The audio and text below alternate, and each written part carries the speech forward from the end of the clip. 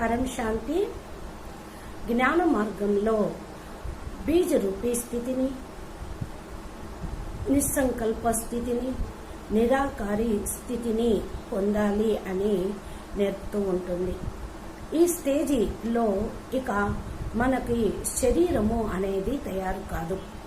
మాటి మాటికి మనం పరం లైట్, పరం ప్రకాశ స్వరూపాన్ని సంకల్పం చేస్తూ ఉంటే అది మన యొక్క కారణ సూక్ష్మ స్థూల శరీరంలో ఉన్నటువంటి నెగిటివ్ని, కర్మలను కూడా డిలీట్ చేస్తుంది.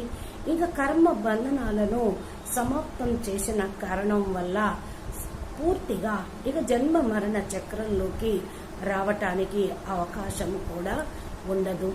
సమాన స్టేజీ అంటే బాప్ సమాన స్థితి, భావాతీతు, గుణాతీతు, కర్మాతీత స్థితిని చేరుకోవాలి.